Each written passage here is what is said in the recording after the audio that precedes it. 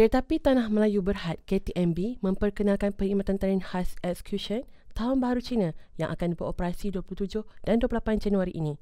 KTMB dalam kenyataan hari ini memaklumkan pihaknya menyediakan 2 perjalanan khas pergi dan balik dengan 792 tiket ditawarkan bagi tren khas yang menghubungkan stesen KL Sentral dan stesen Butterworth. Selain itu, para penumpang juga bakal menikmati pengalaman unik melalui kemudahan coach buffet dan coach chillax yang disediakan bagi memastikan perjalanan lebih santai dan menyeronokkan.